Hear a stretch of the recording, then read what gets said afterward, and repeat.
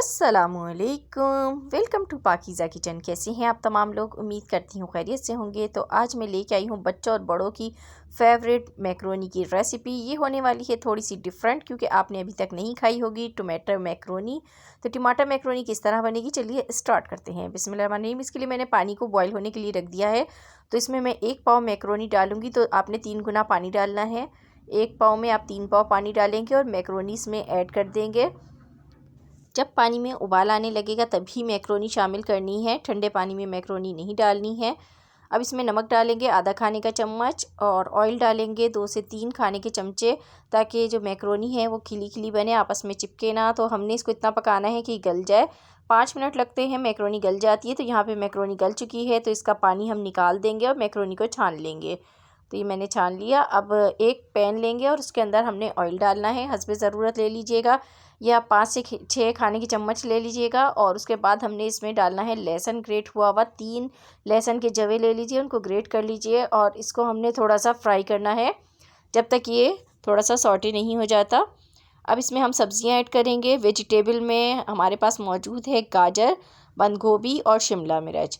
तो गाजर को स्लाइसेस में कट किया हुआ है। सबसे पहले गाजर डालेंगे और इसको हमने इसके साथ फ्राई करना है, क्योंकि गाजर गलने में थोड़ा सा टाइम लेती है।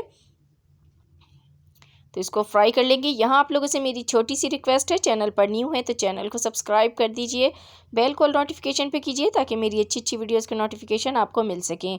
तो गाजर को फ्राई मैंने कर लिया। अब इसमें मैंने बंद गोभी डाल दी है और साथ ही मैं इसमें शिमला मिर्च भी डाल रही हूँ। शिमला मिर्च को भी स्लाइसिस में कट किया है मैंने, और गाजर को भी स्लाइसिस में कट किया है। तो इन दोनों को आपने डाल के फ्राई करना है। तो हम इसको 3 से 4 मिनट तक फ्राई करेंगे हाई फ्लेम पर ही। उसके बाद इसमें नमक ऐड कर देंगे, आधा खाने का चम्मच से थोड़ा सा कम है। लाल मिर्च डालेंगे इसके अंदर थोड़ी सी, और हल्दी डाल देंगे 1/4 चम्मच। तो ये सारी चीज़ें डालेंगे। हम इसको थोड़ा सा देसी टच देने वाले हैं। तो अब मैंने इन सब्जियों को अच्छी तरीके से मसाले के साथ पकाना है। उसके बाद हम इसमें टमाटर ऐड करेंगे, क्योंकि ये टमाटर मैक्रोनी है। 1 टमाटर ले लीजिए, उसको भी मैंने स्लाइसिस की शक्ल में कट कर लिया है।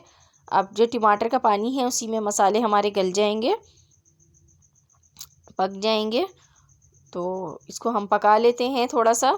उसके बाद हम इसमें चाइनीज़ सॉल्ट ऐड करेंगे, इसको अच्छा सा फ्लेवर देने के लिए। मैंने यहाँ पर 2 से 3 चुटकी डाल दी है इसमें, और इसको कर लेते हैं मिक्स। तो इसके बाद हम इसमें काली मिर्च ऐड करेंगे, आधा खाने का चम्मच काली मिर्च का पाउडर ऐड कर दिया।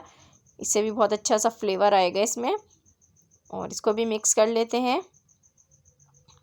तो सब्जियां जो हैं हमारी हाफ़ डन हो चुकी हैं, फुल डन नहीं करना है। 2 खाने के चम्मच हम इसमें सोया सॉस शामिल करेंगे, और साथ ही हमने इसमें डालना है टोमेटो गार्लिक केचप जो होता है वो डालेंगे, चिली गार्लिक सॉस।